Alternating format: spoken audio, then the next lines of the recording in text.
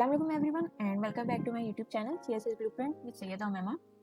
अच्छा जी, आज हमारी मेथोडोलॉजी ऑफ एसे राइटिंग की यानी कि कंटिन्यूशन है सीरीज़ की, जिसमें हमने अभी लास्ट जो 2 वीडियोस मैंने अपलोड किए हैं वो हमारी एसे टाइप्स पे ही चल रही हैं, जिसमें हमने नंबर 1 पे पहले एक्सपोजिटरी एसे देखा, उसके बाद फिर हमने परसुएसिव एसे देखा। अब हमारी बारी आ गई है आर्गुमेंटेटिव एसे देखने की नंबर 3 पे। अब अगर किसी से यानी कि ये जो पास्ट की जो 2 ऐसे की टाइप्स हैं, इनकी वीडियोस मिस हो गई है, तो इसका लिंक अभी साइट पे यहाँ पे शो हो जाएगा, ठीक है। पहले एक्सपोजिटरी का शो हो जाएगा, फिर उसके बाद परसुएसिव का शो हो जाएगा, तो आप जाके वो यानी कि रिकैप कर सकते हैं, क्योंकि ये इसमें मैंने आहिस्ता आहिस्ता बेसिस बनानी शुरू की है, ठीक है। अच्छा, इसमें घबराने वाली कोई ये बात नहीं है कि जो मैंने एनालिटिकल ऐसे को टच इसलिए नहीं किया, क्योंकि ये जो परसुएसिव ऐसे है ना हमारा, और परसुएसिव के साथ साथ आर्गुमेंटेटिव ऐसे, ये दोनों काफ़ी कुछ हद तक सिमिलर हैं। तो ये दोनों काफ़ी कुछ हद तक सिमिलर है, जिसकी वजह से मैंने यही सोचा कि परसुएसिव पढ़ा दिया तो इसके फ़ौरन बाद आर्गुमेंटेटिव ऐसे पढ़ा दूँ, ताकि जो सिमिलैरिटीज़ हैं, ठीक है, और जहाँ पे ये डिफरेंट भी हो जाते हैं तो वो इजीली आप लोग ग्रैस्प कर सकें। तो इसलिए आर्गुमेंटेटिव ऐसे करने के बाद इंशाल्लाह मेरा जो नेक्स्ट वीडियो मेरी होगी वो इसी पे ही होगी, अपनी एनालिटिकल ऐसे के ऊपर नंबर 4 पे, ठीक है। फिर नंबर 5 पे वही प्रोवर्बियल फ्रेज ऐसे आ जाएंगे हमारे। अच्छा जी, अब ये तो हमने बात कर ली थी कि हमारी किस तरीके से सीरीज चल रही है, तो अब हम देखते हैं कि जो हमारा आर्गुमेंटेटिव ऐसे है असल में होता क्या है, ठीक है जी। जो आर्गुमेंटेटिव ऐसे होता है ना, वो एक यानी कि जैसे कि पहले मैंने बताया, इससे पहले जो 2 सब टाइप्स मैंने बताई है ऐसे की, वो एक जनरल होता है राइटिंग का, ठीक है। यहाँ पे जो लिखने वाला होता है ना, उसको एक पॉइंट पे क्लियर स्टांस अपना बताना होता है किसी भी यानी कि टॉपिक का जो इशू होता है उसके ऊपर, ठीक है। अच्छा, अब क्लियर स्टांस ले लिया, उसके बाद फिर क्या करना है? क्लियर स्टांस सिर्फ ऐसे ही नहीं है कि जबानी हमने ले लिया, उस क्लियर स्टांस को शोकेस करने के लिए अपने ऐसे के अंदर, अपने रिटन फॉर्म के अंदर आपको उसकी सपोर्टिंग में प्रॉपर एविडेंस चाहिए होते हैं, प्रॉपर मटेरियल चाहिए होती है, ठीक है। अच्छा, अब ये दोनों चीज़ें आ गई हमारे पास, क्लियर स्टांस हमने लिया, फिर उसके बाद हमने एविडेंस हमने डाल दिया, ठीक है। अच्छा स्ट्रॉन्ग सही बिल्कुल जो उस यानी कि टॉपिक में यानी कि जो साइड आपने चूज़ की है, प्रो की है, कौन की, जो सी भी की है, उसको डिफाइन करने के लिए, ठीक है। इसके बाद आपका काम ये होता है कि फिर आप यहाँ पे अप्लाई कर दो अपनी लॉजिकल रीजनिंग, ठीक है। इससे ये होता है कि जो जब आप ये अपने एविडेंस ऐड करके अपना व्यू पॉइंट यानी कि जो रीडर है उसको एक्सप्लेन करने की कोशिश करते हो, तो यहाँ पे एक अहम चीज़ हो रही होती है, और वो अहम चीज़ ये होती है कि आप यहाँ पे जो आपका रीडर होता है, सही, आप उसको परस्यू करते हो कि भाई आपके पॉइंट की तरफ वो अग्री करे, ठीक है। अब जो आर्गुमेंटेटिव ऐसे होता है, इसका एम सिर्फ ये नहीं होता है कि भाई जो हमारे पास ओपिनियन है हम सिर्फ उन्हीं को एक्सप्रेस कर सकें, ठीक है, मगर उसके साथ साथ पहले एक्सप्रेस कर दिया, ये एक स्टेप और चला जाता है, ठीक है, परसुएसिव से, कि ओपिनियन एक्सप्रेशन के बाद आपको उनको डिफेंड भी करना है। अब आप डिफेंड कैसे करेंगे? वही ये जो आपके एविडेंस हैं, ठीक है, इसके यही आप डिफेंड करेंगे, ठीक है।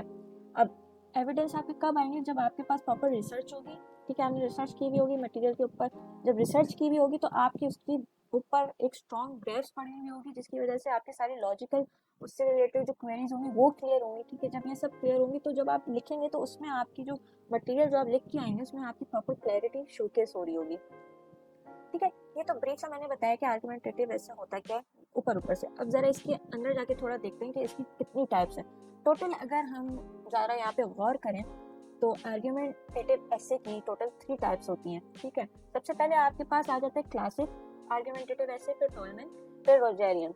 अब जरा इनको पढ़ते हैं और समझते हैं कि भाई ये क्या चीज़ है।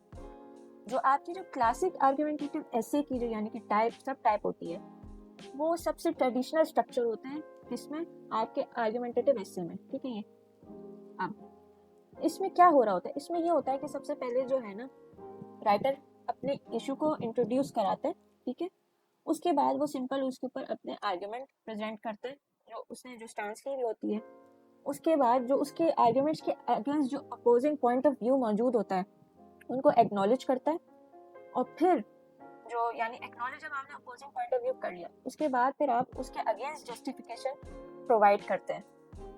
इन द एंड ये सब हो जाती है, सारी जो चारों चीज़ें ये होने के बाद प्लस आप एक स्ट्रॉन्ग कंक्लूजन ऐड कर देते हैं। स्ट्रॉन्ग कंक्लूजन में क्या होता है कि सारी जितनी बातें की हुई होती है ना, नंबर 1 पे इशू की इंट्रोडक्शन की, फिर ये आर्ग्यूमेंट किया आपने, फिर अपोजिंग व्यू दिया, फिर रेफिटेशन दी, ये चारों चीज़ें ये स्ट्रॉन्ग कंक्लूजन के अंदर समरी बन के ऐड होके प्रेजेंट हो जाती हैं, राइट। अच्छा जी, क्लासिकल यानी कि जो सब टाइप है, इसको कब ऑप्ट किया जाता है? इसको जब ऑप्ट किया जाता है कि जब आपकी जो ऑडियंस है ना वो ज़्यादा लॉजिकल परसुएशन की तरफ यानी कि उसका इंटरेस्ट हो, ठीक है। लॉजिकल परसुएशन का मतलब ये कि अब एज अ यानी कि लेट्स टेक एन एग्जांपल, जो आपका एग्जामिनर है, राइट, वो सिर्फ हवाई बातों के ऊपर ही तो यकीन नहीं करेगा या परस्यू नहीं होगा, तो आपके आर्गुमेंट्स को ऐसे नहीं मानेगा।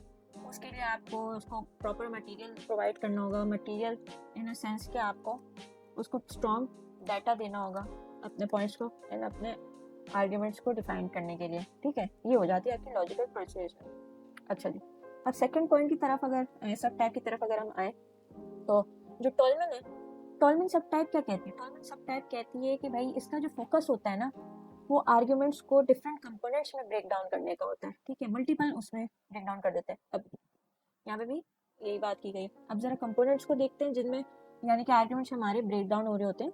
सबसे पहले हमारे पास आ जाता है क्लेम, ठीक है। क्लेम से मुराद के जो हमारा अपना पॉइंट ऑफ व्यू है, ठीक है, हमारा अपना स्टांस है या अपना खुद का जो हमारा उसके ऊपर पर्सनल बात का आर्ग्यूमेंट है, ठीक है।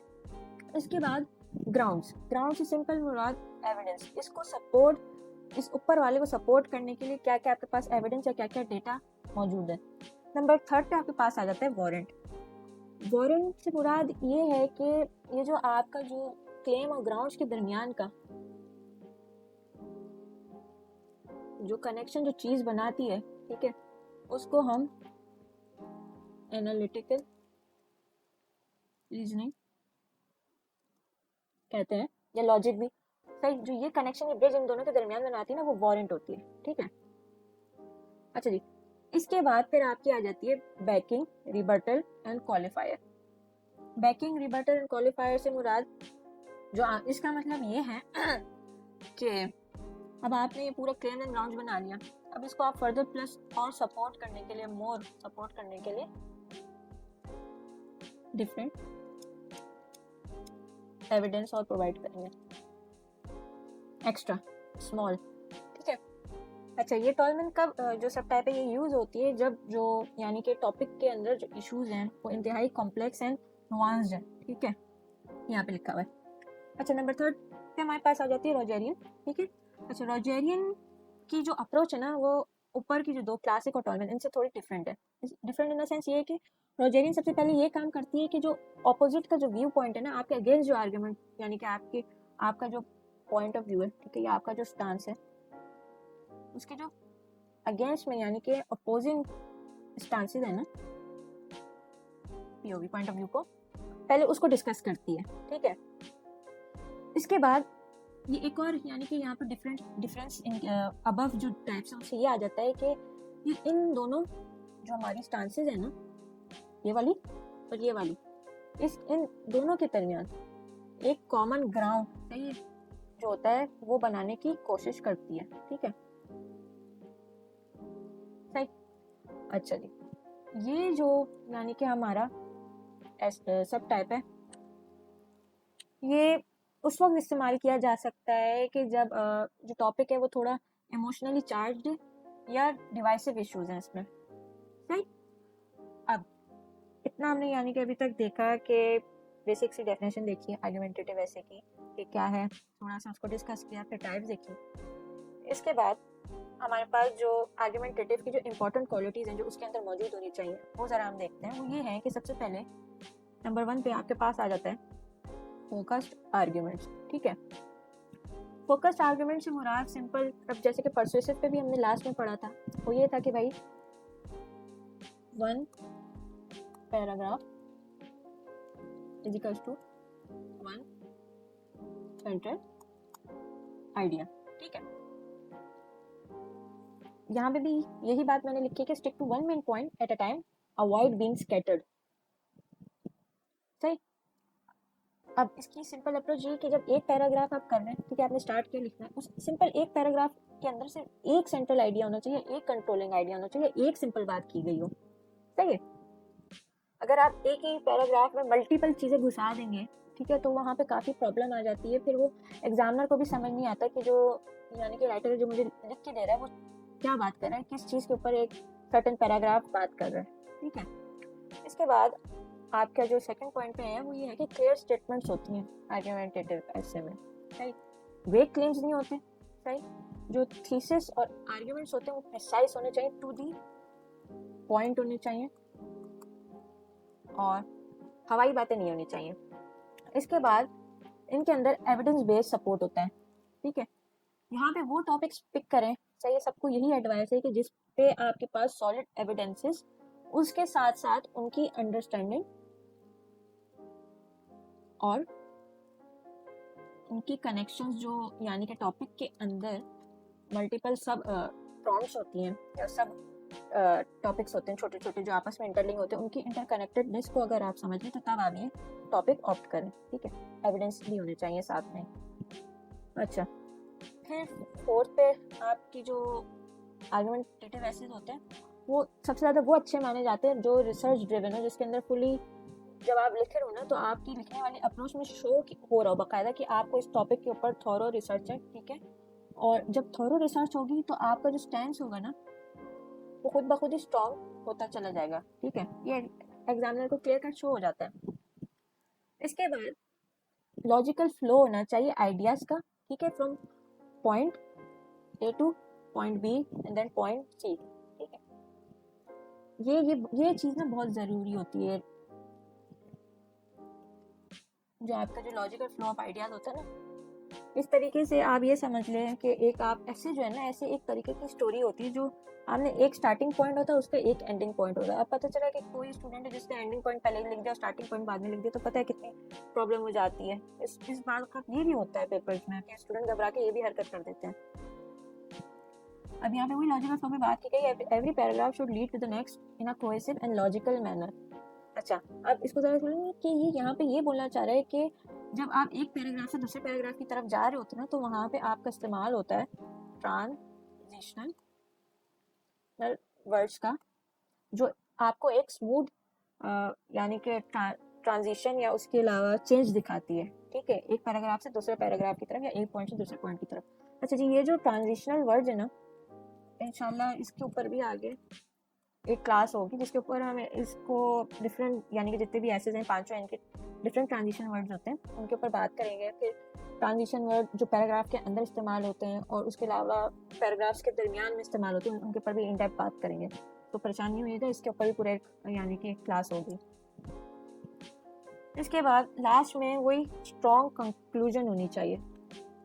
अब स्ट्रॉन्ग कंक्लूजन से वही मुराद कि जब आपने सारी चीज़ें एक्सप्लेन कर दी जो ऊपर मैंने बताया उसकी पावरफुल समरी। सही।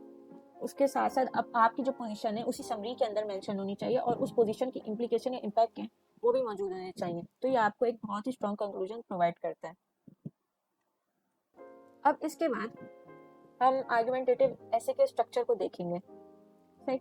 अच्छा, आर्गुमेंटेटिव जो ऐसे होता है उसके अंदर टोटल आपके पास 2 स्ट्रक्चर की अप्रोचेज होती हैं टोटल। सही। मगर ये 2 अप्रोचेज आप कैसे करते हो, उससे पहले थोड़ा एक जो सिंपल सा काम होता है वो ये होता है कि भाई पहले जो आपने जब टॉपिक पिक कर लिया, ठीक है, टॉपिक पिक करने के बाद आपने किया सबसे पहला काम कि आपने लिस्ट बनाई किसकी, प्रोज की, इस टॉपिक की, फिर आपने कॉन्स की लिस्ट बनाई। ठीक है। ये दोनों आपने किए। अब ये दोनों करने के बाद आपने देखा कि मेरे पास किसके ऊपर मटेरियल ज़्यादा प्रोवाइड है या किसके ऊपर मेरी हैंडलिंग और अंडरस्टैंडिंग अच्छी है, आपने वो चीज़ पिक कर ली। लेट्स अज्यूम मेरी थी किसी टॉपिक के कॉन्स के ऊपर अच्छी ग्रैप्स। ठीक है। अब मैंने ये कर लिया। ठीक है। ये मेरा हो गया स्टांस। ठीक है। इसके बाद यहाँ पे अब मेरे पास अब 2 यानी कि अप्रोच होती है, स्ट्रक्चर होती है। सबसे पहले जो अप्रोच मेरी आ जाती है वो ये आ जाती है कि मैं सबसे पहले अपना जो आर्गुमेंट है वो मैं एग्जामिनर को पहले बेचूं। ठीक। उस अप्रोच को हम कहते हैं सेल योर आर्गुमेंट फर्स्ट। अब इसका अगर हम यहाँ पे देखें तो सबसे पहले आपने हर ऐसे में ये होता है कि थीसिस स्टेटमेंट आप अपना लिखेंगे। जो थीसिस स्टेटमेंट होता है वही आपका मेन आर्गुमेंट होता है। ठीक है। उसके बाद फिर आप बॉडी की तरफ आएंगे। अब सारा काम यहाँ पे बॉडी में हो रहा होता है ऐसे की। ठीक है। तो जब आप बॉडी की तरफ आए, पहले मैंने अपने आइडिया लिख दिया। सही, अब जो मेरा स्टांस है मैंने उसका प्रो आइडिया या कॉन आइडिया मैंने पहले मेंशन कर दिया। नहीं, आइडिया 1 दे दिया, 2 दे दिया एंड सो ऑन। ठीक है, उसके बाद मैंने अगेंस्ट में जो मेरे आइडियाज थे सही उनको लिखा। ठीक है, ये देखिए यहाँ पे लिख दिया। फिर उसके साथ साथ जब मैंने सारे मेंशन कर दिए तो उनके अगेंस्ट जो मेरे पास एविडेंसेस मौजूद थे या उनको रिफ्यूट करने के या उनको डिसएग्रीमेंट में ले जाने के, वो मैंने फॉरन कॉन्स के बाद मेंशन कर दिए। ये हो गई आपकी पहली अप्रोच। सही, एंड में यहाँ पे कंक्लूजन आ जाता है। फिर सेकंड अप्रोच, वो एक पहले थीसिस स्टेटमेंट आएगा। थीसिस स्टेटमेंट एज यूजुअल आपका मेन आर्गुमेंट होता है। फिर अगर आप बॉडी की तरफ देखें, पहले आपने यहाँ पे ये किया कि आपने सारे कॉन्स यानी कि जो आपके अपोजिंग पॉइंट ऑफ व्यू थे ना आपके अपने पॉइंट ऑफ व्यू से, ठीक है, या आपके अपने स्टांस से, वो आपने मेंशन कर दिए कॉन्स। सही, उसके फिर आपने उसके अगेंस्ट की जो रेफ्यूटेशन होती हैं यानी कि उनको झुटलाने वाली जो दलाइलें होती हैं एविडेंसेस के साथ, वो आपने मेंशन की। ठीक है, फिर आपने अपने आइडियाज जो थे वो आपने मेंशन कर दिए। 1 थे, 2 थे, 3 थे, 4 थे, सही, वो सब आपने उसको डाल दिया। फिर आपने कंक्लूजन कर दिया। ये सेकंड अप्रोच है, वो यही अप्रोच है, इसको बोलते हैं कि save best for the last approach. Right, इस तरीके से ये दो स्ट्रक्चर हमारे पास होते हैं आर्गुमेंटेटिव एसे में।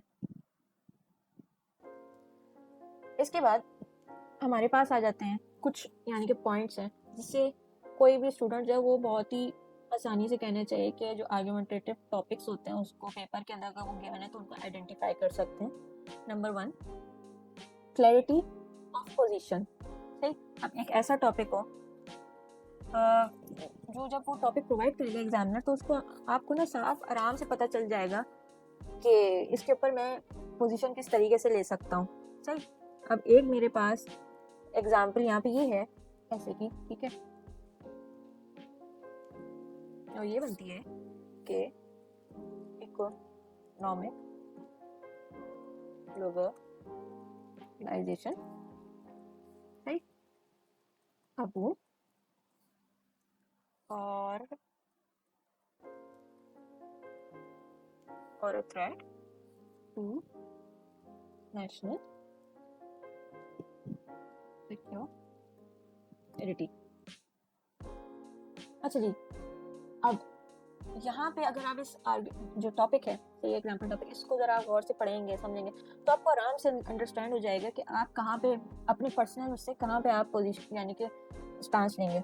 अब जैसे कि मैंने ये टॉपिक ऑप्ट किया पेपर में, लेट्स अज्यूम, ठीक है, तो मेरी कोशिश यही होगी कि जो इकोनॉमिक ग्लोबलाइजेशन है वो मेरी यही कोशिश होगी कि मैं जाऊँ कि वो बून है, इस तरफ जाऊँ। ठीक है, सही, अब बून कैसे इकोनॉमिक ग्लोबलाइजेशन, इसके डिफरेंट कहना चाहिए यहाँ पे पॉइंट्स आ जाएंगे। कुछ मैं ये आपको बता दूँ कि जैसे कि अगर आप ग्लोबलाइजेशन की तरफ वैसे जब दुनिया पूरी गई तो कितनी तरक्की हुई तो सबको ही पता है, हर एस्पायरेंट को पता है। ठीक है, तो इकोनॉमिकली अगर मैं अपने पाकिस्तान की सिचुएशन को लिख के देता हूँ कि अगर हम यहाँ पे इकोनॉमिक ग्लोबलाइजेशन के ऊपर काम करके उसको एडवांस करेंगे तो इसमें ये हमारे पास फायदा होगा कि सबसे पहले इकोनॉमिकली, सही, वो या इकोनॉमिकली नेशनल सिक्योरिटी, हाँ, नेशनल सिक्योरिटी में बून कैसे आएगा कि भाई different types of defence researches की तरफ हम यानी कि उसमें हम पार्टनरशिप कर सकते हैं, इन्वेस्टमेंट हमारे पास आ सकती है। उसके साथ साथ अब जैसे कि जो हमारा न्यूक्लियर जो हम कहना चाहिए डिपार्टमेंट बोल लें या चलें डिपार्टमेंट ही बोल लेते हैं कि जैसे कि अब पाकिस्तान में जो कह सकते हैं कि हम लोग किसी अग्रीमेंट के अंदर नहीं है किसी भी, जैसे कि नेटो में जो डिफरेंट कंट्रीज हैं वो एक जब होती है तो वो अलायंसेज में होती हैं तो उसकी वजह से हमें काफ़ी नुकसान होता है। तो अगर हम उसकी तरफ देख लें तो अगर हम इसके ऊपर काम करें तो यहाँ पे हमें रिसर्च बून मिल सकता है। ठीक है, उसके साथ साथ इन्वेस्टमेंट आ सकती है।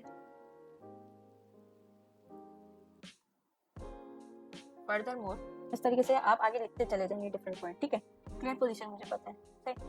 अच्छा जी, इसके बाद कंट्रोवर्शियल नेचर होता है, जो आर्गुमेंटेटिव टॉपिक होते हैं ना उसके ऊपर। अब कंट्रोवर्शियल नेचर से मुराद ये है कि जो टॉपिक है क्या उसके ऊपर डिबेट की जा सकती है, डिस्कशन किया जा सकता है। अब सेम ये जो टॉपिक है इसके ऊपर आप डिस्कस कर सकते हो, है, इसके ऊपर आप डिबेट भी कर सकते हो कि भाई हालांकि दोनों चीज़ें हो सकती है, बून भी हो सकता है, थ्रेड भी हो सकता है इकोनॉमिक ग्लोबलाइजेशन, किसके लिए, अपनी नेशनल सिक्योरिटी के लिए। ठीक है, फिर थर्ड पॉइंट पे अगर आप यहाँ देखें तो यहाँ पे जो मैंने बात लिखी वो ये कि डिबेटेबल असर्शन, सही। अब डिबेटेबल असर्शन से मुराद ये है कि क्या जो लोग हैं जब जिनके लिए हम लिख रहे हैं वो क्या जो हम डिबेट कर रहे हैं उससे डिसएग्री करेंगे या अगेंस्ट के पॉइंट मौजूद होंगे तो हाँ, इसमें दोनों चीज़ें मौजूद हो सकती हैं, पॉजिटिव भी मौजूद हो सकते हैं पॉइंट ऑफ व्यू जो इस यानी कि मेरे स्टांस को सपोर्ट कर रहे हो और मेरे अगेंस्ट भी होंगे, ठीक है। ये ऐसा टॉपिक है। इसके बाद ये जो टॉपिक है वो कितना कॉम्प्लेक्स है, सही। क्या इसमें आपके पास यस और नो के आंसर के अलावा भी और डेप्थ मौजूद है, ठीक। अब जो सिंपल ये वाला टॉपिक है पूरा, इसमें सिर्फ यस और नो से बात नहीं बनेगी, आपको उस पर पूरा एविडेंस प्रोवाइड करना होगा, उसके अलावा आपको स्टैंस अपने आर्ग्यूमेंट्स देने के साथ साथ एक चीज़ को एक्सप्लेन करना होगा, ठीक। इसके अलावा किसी भी आर्ग्यूमेंटेटिव टॉपिक की जो मेन इंडिकेशन होती है ना, वो होती है उसकी लैंग्वेज क्यूज, ठीक है। लैंग्वेज क्यूज से मुराद कुछ सर्टेन वर्ड्स ऐसे होते हैं कि जो यानी कि आपको इंडिकेट कर देते हैं कि भाई ये आर्गुमेंटेटिव ही है, इसके अलावा इसको यानी कि सॉल्व करने का कोई और सोल्यूशन नहीं है। अब अगर हम लैंग्वेज की क्यूज पे ज़रा नज़र दौड़ाएं तो सबसे पहले हमारे पास जो आ जाता है वो है शुड बी का, is it right to what extent. उसके अलावा अब ये मैं और फर्दर यहाँ पे मेंशन कर देती हूँ कि खाली शुड के अलावा हमारे पास है आर्ग्यू, आर्ग्यू के साथ साथ support, oppose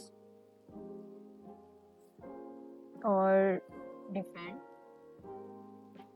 and so on, ठीक। यहाँ पे जो इस टॉपिक के लिए जो इंडिकेटर था वो ये था, और इज द मेन इंडिकेटर, सही। इसके बाद जो टॉपिक यानी कि पिन पॉइंट करने में मदद करता है वो ये है कि उसमें रिसर्च की जो पोटेंशियल है वो मौजूद है। अब ये जो टॉपिक है जो यहाँ पे मैंने किया वैसे जी, इसके ऊपर पूरी मुझे रिसर्च करनी पड़ेगी जब जाके मैं ये ऑप्ट कर सकता हूँ। मुझे पहले पूरी इकोनॉमिक ग्लोबलाइजेशन के बारे में पता होना चाहिए, फिर उसके बाद नेशनल सिक्योरिटी के बारे में पता होना चाहिए, फिर इनके दरमियान की कोरिलेशन और रिलेशनशिप की अंडरस्टैंडिंग होनी चाहिए। उसके साथ साथ उनकी सारी मुझे, जैसे लास्ट क्लास में मैंने बोला था कि मुझे इसका क्वेश्चन करना होगा, उसके साथ साथ स्वॉट एनालिसिस होना चाहिए, तो एनालिसिस तो मिनिमम होने चाहिए। तो जब जाके कुछ यहाँ पे एक रिसर्च पोटेंशियल हमें एक्सप्लेन होगी, ठीक है। अब रिसर्च पोटेंशियल किस तरीके से की जा सकती है, अंडरस्टैंड की जा सकती है किसी टॉपिक की है कि उसके ऊपर क्या एक क्रेडिबल डेटा मौजूद है या स्टडीज मौजूद है, रिसर्च केसेस मौजूद हैं, एक्सपर्ट ओपिनियंस, आर्टिकल, ये सारी चीज़ें मौजूद हैं कि नहीं है। लास्टली जो चीज़ पिन पॉइंट कराती है आर्गुमेंटेटिव टॉपिक को वो ये है कि ये एक बैलेंस होता है, ठीक है, बिटवीन किस चीज़ के, पर्सनल और ऑब्जेक्टिव के। अब जैसे कि जो लास्ट में जब हमने पढ़ा था ये पढ़ा था कि जो अपना परसुएसिव ऐसे जो था वो ज़्यादा इमोशनल बेस्ड था, ठीक है, और पर्सनल, ठीक है। यहाँ पे ये चीज़ नहीं है, आर्गुमेंटेटिव में ये चीज़ नहीं है। यहाँ पे दोनों यानी कि पर्सनल इंसाइट और ऑब्जेक्टिव आर्ग्यूमेंट्स दोनों को इंक्लूड करना पड़ता है और एक बैलेंस अप्रोच रखनी पड़ती है। अच्छा जी, अब जैसे कि मैंने कल की क्लास में बोला था कि ये आर्गुमेंटेटिव ऐसे मैं इसलिए परसुएसिव की बात करा रही हूँ क्योंकि दोनों में सिमिलैरिटीज हैं और डिफरेंसेस भी हैं। अभी तक पढ़ते हुए अंदाजा ही हो गया होगा और आप ये कह रहे होंगे कि भाई ये तो बहुत ज़्यादा ही सिमिलर है आपस में, मगर यहाँ पे कुछ चीज़ों में ये दोनों जो एसेज है ना एक दूसरे से डिफर भी करते हैं। अब वो चीज़ें किस तरीके से डिफर करते हैं चलिए ये देखते हैं। यहाँ पे ये टेबल मैंने दिया हुआ है। सबसे पहले अगर हम इनके पर्पस के ऊपर जो होता है पर्पस के ऊपर नज़र दौड़ाएं तो जो अपना परसुएसिव एसे है उसका जो सारा जो एक ड्राइविंग फोर्स होती है वो ये होती है कि उसने रीडर को कन्विंस करना होता है, सिर्फ कन्विंस करना होता है कि जो राइटर है ना, राइटर का ओपिनियन उसको अडॉप्ट कर ले, उसको एक्सेप्ट कर ले। उसके बरक्स जो आर्गुमेंटेटिव ऐसे होता है वो ये काम करता है कि जो राइटर साहब होते हैं वो दोनों साइड, उस टॉपिक के जो दोनों साइड होते हैं ना आर्गुमेंट्स के स्टांस के, वो प्रेजेंट करते हैं, ठीक है। और फिर जिसके ऊपर राइटर साहब ने अपना स्टांस लिया हुआ होता है उसके लिए आर्ग्यू करते हैं जो अपोजिंग स्टांस होता है उससे, किसकी मदद से, एविडेंस की मदद से। अच्छा जी, इसके बाद नंबर सेकंड पे tone and approach. Tone and approach persuasive की as usual emotional and personal होती है, ये ऊपर मैंने अभी ये बताई है, ठीक है। वेयर एज जो आर्गुमेंटेटिव ऐसे होता है ये प्राइमरी लॉजिकल होता है और एविडेंस बेस्ड होता है, सिर्फ इसका यही काम होता है। Number third use of evidence. अब यहाँ पे अगर हम देखें तो परसुएसिव ऐसे जी जरूर इंक्लूड करता है एविडेंस, मगर ज्यादातर ये रिलाय करता है किस चीज के ऊपर, ओपिनियंस के ऊपर, पर्सनल ओपिनियंस के ऊपर और ह्यूमन इमोशंस के ऊपर, उनको स्वे करने की कोशिश करता है with the help of writing, ठीक है। वेयर इज जो आर्गुमेंटेटिव ऐसे होता है यहाँ पे आपको रिक्वायरमेंट होती है कि आपके पास strong well research evidence and logic हो। सर अगर ये चीज़ें मौजूद नहीं होंगी तो आप आर्गुमेंटेटिव ऐसे ऑप्ट नहीं कर सकते। नंबर 4 जो पॉइंट है वो फोकस जो होता है परसुएसिव ऐसे का, अगर हम देखें तो वो इस चीज़ पे एम्फसाइज कर रहा होता है कि किस चीज़ के ऊपर यकीन करें और what to believe and do, ठीक है, जिसके ऊपर हम किस चीज़ पे यकीन करें, और जब अगर किसी चीज़ पे यकीन कर लिया है तो उसको करें या ना करें। वेयर जो आर्गुमेंटेटिव ऐसे है वो कहता है कि ये जो मैंने पोजीशन इख्तियार की है या स्टैंड लिया है वो वैलिड है, ठीक है, क्यों वैलिड है ये भी एक्सप्लेन करते हैं, उसके साथ साथ ये भी एक्सप्लेन करते हैं कि लॉजिकली सुपीरियर क्यों है, ठीक है, मेरा स्टांस सुपीरियर क्यों है आपके अपोजिंग स्टांस से। ये सारी जो चीज़ हो रही होती है वो एविडेंस की मदद से हो रही होती है। नंबर 5 आपके पास ओपोजिंग व्यूज आ जाती हैं। ओपोजिंग व्यूज जो परसुएसिव ऐसे में होती है वो बहुत कम एक्नॉलेज की जाती है। राइटर के ऊपर होता है, राइटर के मूड के ऊपर होता है, टाइम के ऊपर होता है कि अगर चाहे तो वो कर दे एक्नॉलेज या डिस्कस कर ले, वैसे मोस्ट प्रोबेबली नहीं की जाती यहाँ पे, ठीक है। वेयर एज आर्गुमेंटेटिव ऐसे का तो काम ही नहीं कंप्लीट होता कि जब तक जो काउंटर आर्ग्यूमेंट्स होते हैं जो उनको एड्रेस ना कर ले और उनको रेफ्यूज या उनको रॉन्ग ना प्रूव कर दे, ठीक है। अच्छा, अब इसमें जो अपील टाइप्स हमारे पास आ जाती हैं परसुएसिव ऐसे की इमोशनल, सही, और एथिकल भी होती हैं समटाइम्स। वैसे मेजरली परसुएसिव रिलाई जो करता है वो सिर्फ इमोशनल के ऊपर करता है, ये जो समटाइम्स बहुत लिमिटेड होता है कि एथिकल अप्रोच यहाँ पे डाली जाए। फिर जो आर्गुमेंटेटिव ऐसे होता है वो आपका कॉम्बिनेशन होता है 3 चीज़ का। अब वो 3 चीज़ ये है कि सबसे पहले आपकी लॉजिकल सेंसेस आ जाती हैं या अप्रोच आ जाती है, फिर आपकी एक मिनट में लॉजिकल अप्रोच आ जाती है, फिर सेकंड आपकी एथिकल इथोस, सही, फिर आपकी जो इमोशनल की जो अटैचमेंट होती है वो आपकी आ जाती है नंबर 3 पे, सही। इसके बाद राइटिंग स्टाइल अगर हम ज़रा गौर करें तो वो ये है कि परसुएसिव ऐसे बहुत ज़्यादा पैशनेट, इमोशनल और सब्जेक्टिव होता है, ये देखें जी। उसके बाद जो आर्गुमेंटेटिव ऐसे होता है वो ऑब्जेक्टिव होता है, नॉन इमोशनल होता है, ज़्यादा नहीं होता, थोड़ा बहुत टच अगर देना चाहें तो दे दें, मगर इतना कोई उसको उसके ऊपर यानी कि उसको सपोर्ट नहीं किया जाता। उसके अलावा बैलेंस्ड अप्रोच होती है। बैलेंस्ड अप्रोच से वही बात कि यहाँ पे आपके पास पर्सनल, सही, जो इंसाइट्स होती हैं वो होती हैं, उसके अलावा जो आपके आर्ग्यूमेंट्स होते हैं वो होते हैं, सही। अच्छा, रिसर्च रिक्वायरमेंट क्या होती है दोनों की? पहले परसुएसिव की अगर हम देखें तो वो ये होती है कि मिनिमल रिसर्च होती है, बहुत कम, क्योंकि सारी चीज़ तो आप अपनी पर्सनल ओपिनियन के ऊपर ही कर रहे होते हैं, प्योर पर्सनल ओपिनियन और इमोशनल स्टांस के ऊपर, ठीक है। वेयर आर्गुमेंटेटिव वैसे में आपको इन डेप्थ रिसर्च चाहिए होती है, वो सब ऊपर हमने डिस्कस किया है।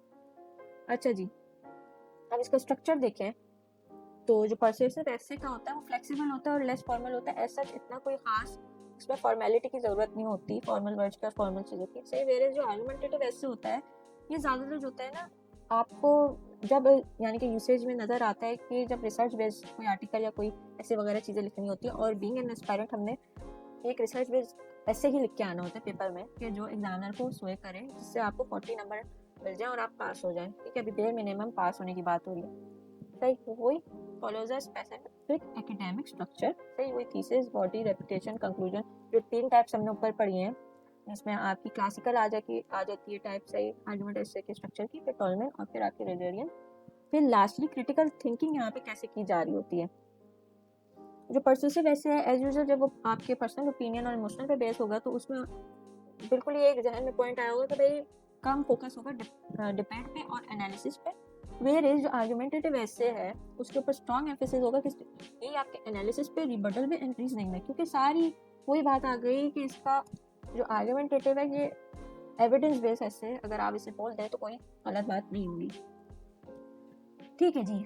आज हमने कहना चाहिए कि हमने पढ़ा कि आर्गुमेंटेटिव ऐसे क्या होता है, ठीक है, ये ना व्हाट इज आर्गुमेंटेटिव ऐसे डेफिनेशन की, उसकी हमने यानी कि टाइप्स देखी, टोटल 3 टाइप्स थी, क्लासिकल, टॉलमैन, रोजेरियन, फिर उसके बाद हमने एक जो आर्गुमेंटेटिव ऐसे होता है उसके अंदर कौन सी इंपॉर्टेंट क्वालिटीज होनी चाहिए वो हमने देखी, सही। फिर हमने जो जो 2 स्ट्रक्चर या 2 अप्रोचेज होती हैं आर्गुमेंटेटिव ऐसे को अप्रोच करने की वो देखी, सही।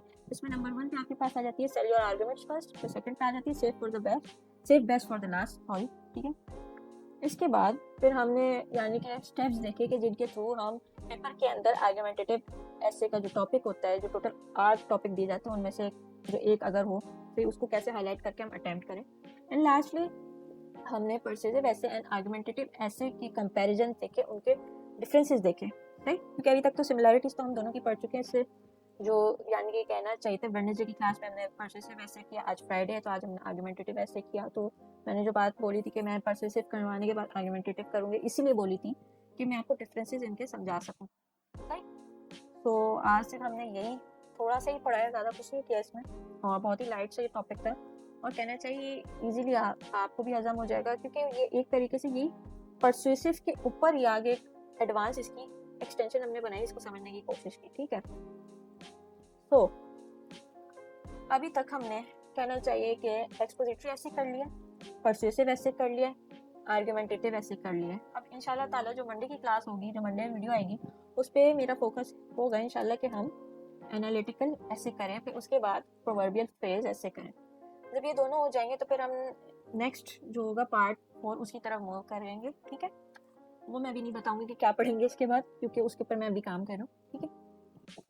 सो अगर किसी से यानी कि जो पुरानी वीडियो मिस हो गई हो, तो मैं जो एंड स्क्रीन होगी ना उसके ऊपर मैं इस पूरी जो मेथोडोलॉजी ऑफ ऐसे राइटिंग है उसकी पूरी प्लेलिस्ट का ना मैं लिंक दे दूंगी। उसके साथ साथ जो आर्गुमेंटेटिव ऐसे की जो ये पार्ट 3C है, इससे जो प्रीवियस पार्ट है पार्ट 3B, उसका भी मैं लिंक दे दूंगी, ठीक है। सो आज बस यही था, और आप सबसे यही गुजारिश होगी कि काइंडली वीडियो को लाइक करें जितना हो सके, ठीक है। उसके अलावा अपने दोस्तों के साथ शेयर करें, सही, या वो एस्पायरेंट जो आपके साथ हो, सही, और तैयारी कर रहे हो, जानते हो आप स्टोरी जो कर रहे हो, तो ओवरऑल खाली CSS के लिए नहीं है, ये एक जनरल नॉलेज बढ़ाने के लिए भी है, सही है। उसके अलावा जो स्टूडेंट इंग्लिश बेहतर करना चाहते हैं वो भी है, यानी कि इसमें इसको इसके एरिया पढ़ के इसके थ्रू एक अंडरस्टैंडिंग अचीव कर सकते हैं अपनी, सही। इसके साथ साथ अगर चैनल को सब्सक्राइब नहीं किया तो काइंडली सब्सक्राइब कर दें और बेल आइकन भी प्रेस कर दें, ताकि जो इंशाल्लाह ताला फ्यूचर में जो जितनी भी वीडियोस आएँ और इसके अलावा जो अपडेट्स यानी कि मैं पोस्ट करूँ तो वो आपको पता चल जाए। तो that's all for today, take care and अल्लाह हाफिज़।